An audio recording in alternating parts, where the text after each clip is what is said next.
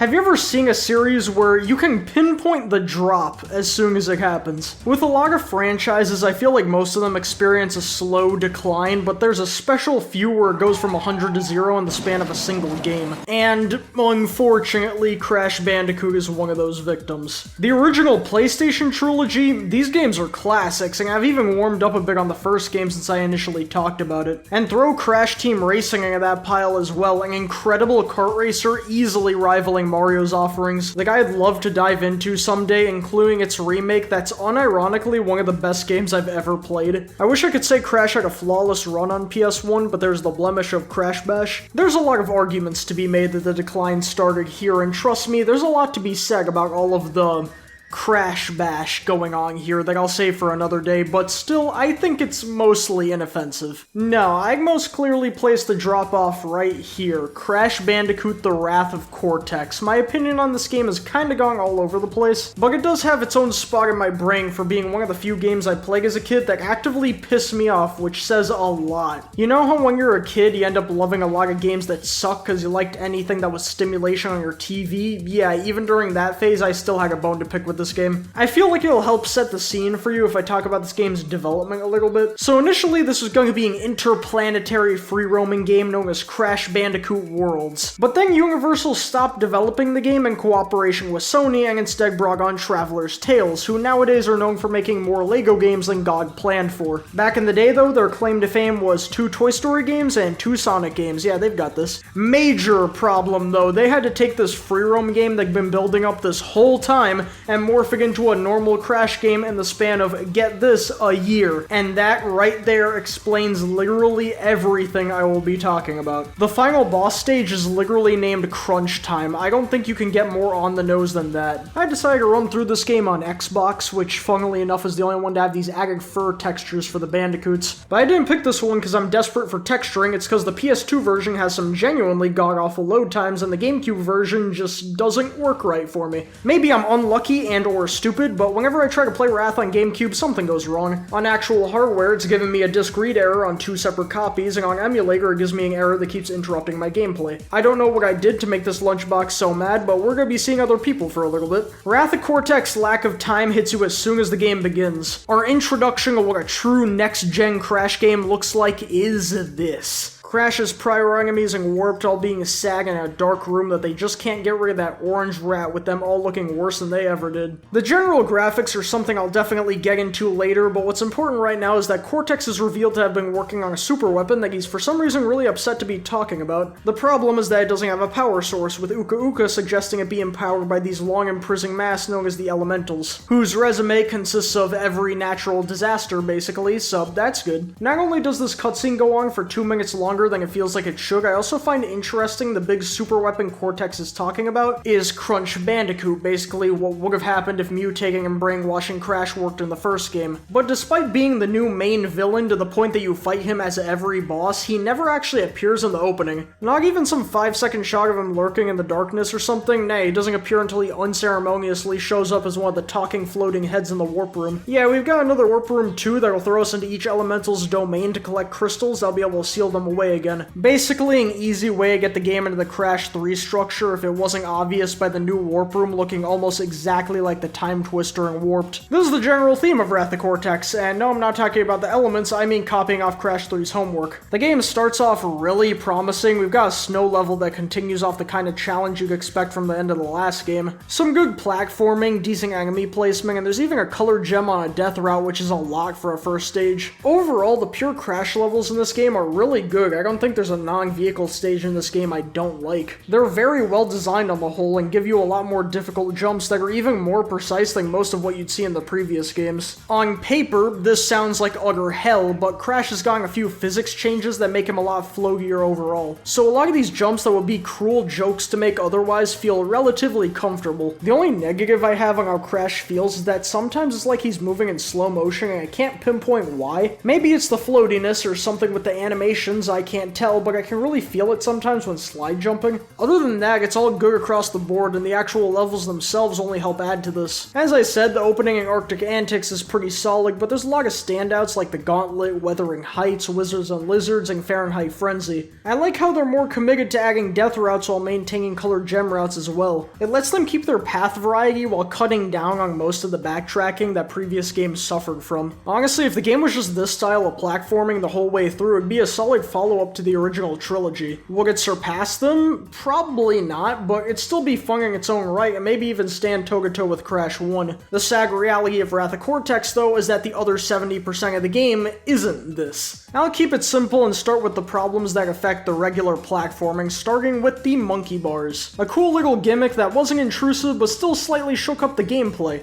To illustrate my problem, for this entire part I will be playing the opening of Droid Void while I talk. So the monkey bars in 2 and 3 had a decent pace to them, but I have no clue what went wrong here. It has been slowed down to a crawl, so slow I genuinely wonder who thought this was okay. Anytime monkey bars appear in this game, it unironically lowers a stage's standing with me by like 5 points. Here's another awesome fun fact: I got all the platinum relics in this game a few months ago because I've got nothing better to do. And there's a glitch where after you get hit while having a mask, the invincibility frames let you walk over some pits. Usually pretty trivial, but for some relic times and levels of monkey bars, I swear it's required. You might also notice we're still not done here. That's how much things get dragged out. Enemy placement is also something that doesn't exactly work well in these stages, but not in the way you'd think. In 2D, they're usually fine, but in 3D, I swear half the time the extra space works against them and they're a complete non-issue. There's too much horizontal area and their attack patterns most of the time aren't sweeping enough, so they're about as good at hitting you as I am at taking this game out of my trash can.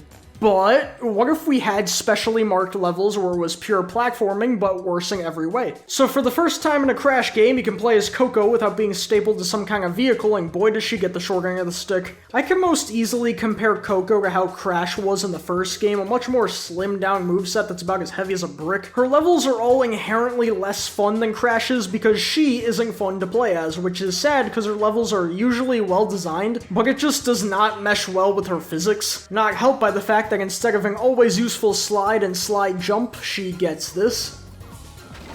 Yeah. Only mildly related, but she has 2 gem routes that are very weird and feel slapdash in 2 different ways. Banzai Banzai is the only time, to my knowledge, they ever give you a power-up and a gem route across the entire series, with this being how you get the super belly flop now. If you're wondering why this isn't the power-up from the first boss, Traveler's Tales maintained they weren't making this game without the tiptoe. Meanwhile, in Tsunami, there's this platforming section above water featuring some of the worst depth perception I've ever seen. Coco's Tsunami and Avalanche are also notable for having a scooter and snowboard section respectively, which gives me an excuse to shift into the game's main problem. Let's strictly play a numbers game real quick. So prior to Wrath of Cortex, Warped was the game with the most vehicle stages. Out of the game's 35 stages, 15 had you in some sort of vehicle, a cool 43% or so. Definitely taking a decent portion, but we've still got a dominance of platforming here. Outer Wrath of Cortex's 35 stages, on the surface only 12 are dedicated to vehicles, so theoretically there's a better split. But there's also a lot of stages that feature large sections of alternate gameplay styles and interrupt your platforming. Sometimes it's less egregious, like Jungle Rumble uses the Jeep at the end for a chase section, but a lot of times it completely takes over. Droid Void and Crate Balls of Fire force you into this mech for 90% of its runtime. H2O No makes you use this submarine that might be the worst vehicle in the game. Compactor Reactor opens with a minecart, Fahrenheit Frenzy does the same but with a copter. So put together all the levels that feature a vehicle, even if it contains platforming, we end up at a whopping 21 stages. And that's not counting the one Coco stage that doesn't have either the scooter or the snowboard, but if you think Crash but worse constitutes its own gameplay style, we round things out to an even 22, leaving us at a total of 63% of the game. I included the line earlier about how 70% of the game isn't Crash platforming as a throwaway joke, but then I ran the numbers and found out I wasn't even that far off, which is extremely sad. Now, this would suck no matter what, but the worst part is that most of them are straight up awful. In fact, here's the singular one I like, that being the Atlas Sphere, and even then there is an asterisk in that. Breaking all the boxes can get a little cumbersome, especially in Medieval Mayhem's case where it's super long with multiple branching pathways, and at slower speeds speeds, this thing feels like it's made out of bricks, but when speedrunning, it completely turns around. The physics and weight of the ball make it very satisfying to blast through levels at Mach speed or to slowly and just barely outmaneuver obstacles. It feels incredible seeing just how far you can take your speed, how quickly you can blast through boxes while not accidentally I thought that said accidentally fingering yourself to death without accidentally flinging yourself to your death. The last level of Solar Bowler feels like the perfect final test, literally taking the bumpers off while forcing you to navigate the most intricate design seen thus far. It's fitting that Traveler's Tales was asked to make one of the GameCube Monkey Ball games, because even though it definitely feels different, the Atmosphere has a lot of those core components that make those games fun, even though I say that knowing the Monkey Ball game they made was Adventure, and this shit is rank. Everything else, though, ranges from waste of space to downright abhorrent. It starts with this plane. It's not so bad, just a more bland version of the plane from Crash 3, which was probably already the worst vehicle in that game. This is where we start, by the way. But what if we had the power to make it worse? Well, enter this Firefly machine. Same idea as the plane, but now you're getting pelted with even more explosives, and instead of rapid fire, you have very slow lock-on missiles, which make it almost impossible to get a clean fly-by kill on most of these ships. Underwater levels are usually about as fun as the one in the previous game, assuming you're playing as Crash. But for some ungodly reason, they've swapped out the jet, an optional power-up that, while occasionally unwieldy, gave you a faster movement option, access to gate off boxes, a ranged attack, and an extra hit. For this piece of shit. Giant hitbox can barely turn, it isn't optional, dies in one hit, and I swear these sections have some of the most asshole enemy placement in the game. Yeah, usually enemies might as well not exist due to how easily you can run right past them, but in swimming stages, especially while in the sub, fish will fly at you from off screen, and these mines will always find a way to catch you by surprise at the most inopportune times. Hell, even when you know they're coming, the turning is genuinely so bad, sometimes you still can't get away. The submarine single-handedly makes every underwater stage among the worst in the game. Another one of the worst stages, Smokey and the Bandicoot, the only level exclusive to the Jeep, and thank God for that. It's so weird and slippery, which I guess can make things a bit exhilarating if you're strictly blasting to the end, but it makes box collecting a nightmare. It's so hard to describe, but you just don't turn how you think you will. It's something with the physics of the car, the camera, the turns might have an impact on how your vehicle turns while you're taking them. There's a mystery to be uncovered here. The mech suit completely obliterates any level it's associated with. It's so clunky, there's this weird wind-up when you jump, but only when it's from a standstill. When you're moving, there's no lag, which defies explanation. It's got the same giant hitbox problems as the submarine, and you can only attack with the fruit bazooka, which aside from feeling weirdly precise in this game, makes all sections have this annoying stop and start pacing that makes you want to try and skip using it, but that'll get you goal kept by the surprisingly high amount of nitros here. Keep in mind, these are all just ones that stuck out as particularly bad in my mind. There are so many more that appear and are never heard from again. If Crash 3 was carefully aiming a dart to try and hit as close to the center as possible, Wrath of Cortex is grabbing every dart and chucking them at the same time and working with what's left. I know it was probably a result of the game's development. They had to roll with literally any idea that could be easily implemented for the sake of time, but it created some of the worst parts of the entire Crash series, cause yeah, stages like Coral Canyon, Crash Droids, Force of Nature, and Droid Void are just miserable. I could go on, but you probably get the point by now, and if you want one last example as to how prevalent the vehicles are in this game, they also take up almost all of the bosses. Now, I say that, and you'll end up thinking the bosses in this game are gonna suck too, but they're better than you'd think. Each one has Crunch being empowered by a different elemental, which is a pretty cool idea. Originally, each elemental was gonna be paired with one of the Crash 3 bosses, but that idea got scrapped, so now they got demoted to being minor nuisances in select stages. Tiny went from trying to pitchfork you to gingerly nudging you to the side. I'll give it to Dingodile though, whenever he appears in one of the ball levels, he's always the leading cause of my deaths. I'd say the weakest of the bosses is probably the second one. It's basically a lesser version of Entropy's fight in 3, which honestly still puts it above a lot of fights in the series. The first boss is pretty fun, rolling around this arena avoiding Crunch while trying to mark enough rocks as your own to land an attack. Thankfully Thankfully, they give you a mini-map to work with, which is probably the best solution while still keeping the camera in the action. I also feel obligated to mention the power-ups you get from bosses are the same as in Crash 3, same order and everything. But due to the Super Belly Flop's aforementioned shafting, the first one is now the Tiptoe. It lets you slowly walk on top of nitro crates. If you're a Crash fan, you already know how infamous it is, and for those that aren't, I imagine you can see why. It'll help to know in all the times I've played this game, I could only find 2, maybe 3 legitimate uses for it. You know what I love in my power-ups? Something that makes me walk ass slow, and you use your ass for sigging, so that's about as slow as it gets. Like it matters anyway, because by the time you get the Death Tornado spin, this thing is completely invalidated. The Fire Boss is easily the best use they get out of the mech in the entire game, probably because instead of involved platforming, you're either chasing or being chased while dodging attacks. The air fight takes place in the plane, which shockingly felt about as good as the engine fight it takes inspiration from, with Crunch sending a bunch of attacks out that are satisfying to dodge while managing to feel unique instead of just a retread.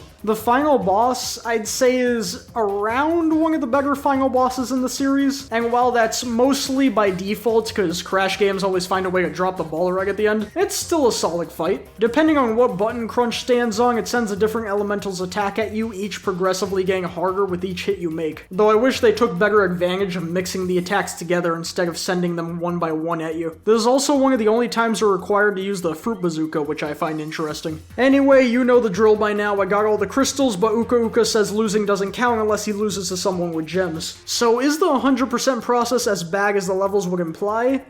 Kinda, but not that much worse. I might have gotten a little ahead of myself. See, I always play Crash games to full completion because that's what's most fulfilling to me, with a few choice exceptions. As such, I started nabbing all the gems from the second Wrath of Cortex was started, which probably contributed to me not enjoying myself. The 100% experience brings the worst out of the already bad vehicles. A lot of their problems, like the Jeep's control, the mech stiffness, and the sub being a magnet for trouble, are only exacerbated when trying to break every box. It's not gonna make everything better, but having the freedom to blast through stages as fast as possible lets you bypass a lot of each vehicle's problems, and makes the especially bad ones be over with before they really start to piss you off. And that's without even going into the select few special cases in this game, where it seems like I always get to the end of them with a box or 2 remaining. Shoutouts to Gold Rush, Coral Canning, and Medieval Madness, which I imagine in part is because of how long all these 3 are. This is also a bit of a sidebar, but it's kinda sad that you don't get the colored gems through unique means like you do in 2 and 3. Instead, you get all of them through their own death routes. Colored gems also get multiple routes associated with them and are basically the only times you get extra clear gems. The only time I think you get a clear gem through doing something specific is in Avalanche's Coco. During the snowboard section, crossing through all the gates will net you one, but other than that, it's all the same. And yeah, this whole gem situation screams rushed. You might be wondering why even tackle 100% if it only makes the game worse, and the simple answer is there's something wrong with my brain. I know what it is with Crash games specifically, but if I don't do everything, it feels like I'm missing out on half of it, which I kinda am really. So beating the final boss and seeing the bad ending doesn't leave me satisfied at all. I feel like this with a lot of collectathon type games, but this feeling is definitely strongest with Crash, even in the case of Wrath of Cortex where it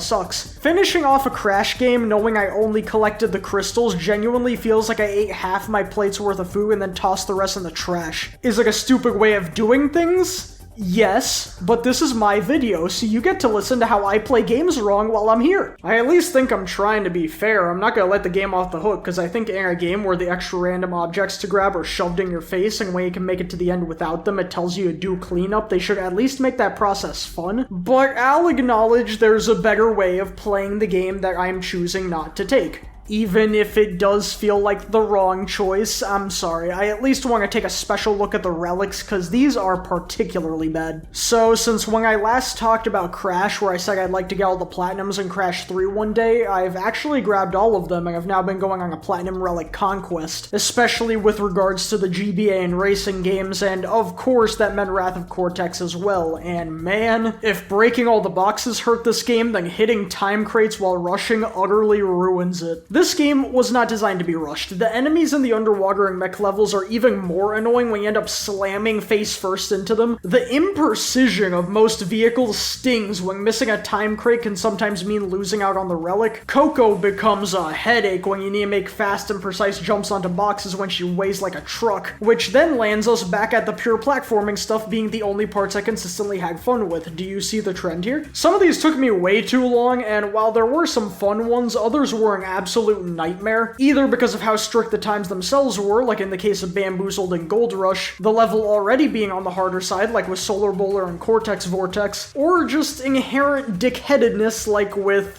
Coral Canyon and Droid Void. Look, I know those two keep cropping up, but they are genuinely some of the worst Crash stages ever in my mind. Also, shout out to Crash Droids. It was fine on my first run, but when I went for the relic, I guess the game just gave up on me. Because aside from the fact that every enemy was nearly dive bombing me, there were also times I would randomly explode, and that was that. I have no clue what was happening here, but sometimes the level would decide, I hadn't been here long enough, go again. The only consolation of the relics being awful is that they're actually pretty easy, which sounds contradictory, but here's the deal. Getting through a level is annoying and hard because they weren't meant to be rushed, but assuming you actually do make it to the end, they hand out good times. I got half the platinums on this playthrough without even trying, and yeah, there's gonna be the trickier ones, but they still give you golds pretty easy. And if you're going for 106%, that's all you need. Though I will say they are far less satisfying to earn because of how bland they look, especially in the case of platinums. Their sheen is really diminished, and in some lighting it makes them look like sapphires, which is really lame, and actually got the better of me in Smokey and the Bandicoot, where I thought I got sapphire, spending extra 20 minutes grinding without getting anything, and then I looked up the time and saw I got a platinum on my first try. Yeah, that was great. At the very least, being stuck in some of these levels for so long gave time for the presentation to sink in, and for being Crash's first leap to a new console, man, it was not looking good. Despite having more power behind it, this game looks worse than the PS1 games. So many environments look extremely vapid and bland. There are some less sour spots like in the space station or volcano areas, but even comparing those to their counterparts in Crash 2's space levels, or Crash 3's dino levels, there's no contest. It's so sad. Ever since the first game, I thought the originals were some of the best looking games on the PS1, and now it doesn't even hold a candle to Crash Bash. There's also a bunch of stuff that looks straight up unfinished, particularly the few cutscenes. The character models suffer from it the worst. Everyone looks like a bootleg action figure of themselves. Crash and Crunch probably look the best, which is good because they're the ones you'll see most often, but the rest look dire. With Puro probably having it the worst. It's good he doesn't appear outside the opening and ending cutscenes because the poor thing looks like it's struggling to stay alive. There's also presentation adjacent, but remember those little interactions you get to have with the villains every so often in Crash 3? They did a good job of letting you see their personalities. There were a ton of memorable lines here, and some of them, for a kid playing this game, could have been pretty intimidating, which definitely helped add to their presence playing this when I was younger. Wrath of Cortex does this, letting you chat with the elementals, but I swear they completely missed the point. Not only do these guys have little to no personality to speak of, they never get to show off what is there because most of their interactions go like this.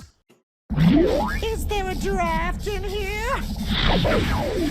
I can only assume they had 5 seconds in the booth before they got kicked out. The interactions with Cortex and Crunch are also super disappointing because they're just as surface level. With Cortex, it's mostly a bit sad because he was always one of the most entertaining characters to see pop up, but it really stings for Crunch because it gives you almost nothing to go off of with him since all his dialogue is, I don't like you, so I'm gonna punch you now, but this time it's wind flavored. Crash 3 was able to get us so well acquainted with 4 characters we've almost never seen talk before this, 2 that were introduced in that game, and Wrath of Cortex can't even give us much for its headliner. This is where I mentioned that Crunch is probably one of my favorite Crash characters, and I don't know why, because I don't feel like he's given me a reason. I guess I'm just weird like that. I'll give it to them though, if there's one part of the presentation I think they nailed, it's definitely the music. Crashes to Ashes, Crunch Time, Tornado Alley, Drain Damage, Wuthering Heights, Seashell Shenanigans, and Crash and Burn are some of the standouts for me personally, but even then, that's only a selection. There's a bunch of other amazing tracks. If you take anything from Wrath of Cortex, let it be the soundtrack. There's a lot to love here, especially since this game mostly has a unique track for every stage. In the past, there would usually only be one song for each level theme, but Wrath of Cortex does a new one for each, with the different songs for the same level theme sharing similar instrumentation. It's cool getting these alternate takes on the same idea, especially in the case of songs for the underwater stages where I like all 3. Like before, getting all the relics will gain you full access to the 6th zone of the warp room, and man, it's a sad state down here. You know when you have someone important coming over, but you're too lazy to vacuum the whole place because it's mostly clean, so you just kick random fluffs or whatever under your couch? Yeah, that's what the Sixth Warp Room feels like. They put anything down here that will fill space, and if you don't believe me, the first stage is a dark mode rerun of The Gauntlet, playing as Coco this time, and is the only stage in the entire game to use the Firefly gimmick. Off to a good start. Solar Bowler is the only normal feeling stage in here because its company is Ghost Town, a race in the minecart that, keep in mind, prior to this was never used in a race format and only appeared once in the short opening of Compactor Reactor, with them doing the same thing in the following stage with Fahrenheit Frenzy's Copter Pack. While Ice Station Bandicoot is basically a worse version of Rings of Power from Crash 3, which was already probably the worst stage in that game, I will give it one thing over Ghost Town: it actually functions as a race. In the latter, you can beat Crunch by not even touching the controller, and I don't really have anything to add to that. The worst stage down here is definitely Force of Nature, a stage exclusive to Coco's snowboard that's played at this camera angle that's never used in the rest of the game. Something about this level has this weird, uncanny energy to it that makes playing it feel not right. It's like I wasn't meant to be able to play this, like it shouldn't be in the final game, which also goes for Ice Station Bandicoot, by the way. Above everything else, these feel so unfinished that it's super strange experiencing them next to the rest of the game. You might have noticed this is the only time I've bothered to go level by level, and that's because aside from it being the best showcase of how rushed this game was, it also shows how scattered its focus is. I used the dartboard analogy earlier, but by this point it starts to feel like they were firing a minigun in an empty room and praying. Once you've gotten all the relics, there's nothing left to do but refight the final boss. This time Crash hits Crunch hard enough to whack him out of his mind control and everyone escapes the crumbling space station, with Crunch solidifying himself as part of the main gang. It feels right to make Crunch a main character. He rounds things out as the Knuckles of the group. The game ends with Uka Uka shooting Cortex on an ice cube until the end of time, and yeah, that's Wrath of Cortex. That sure was a Crash game. This is such a sad state, man. I can get some enjoyment out of it, but it's buried under a mountain of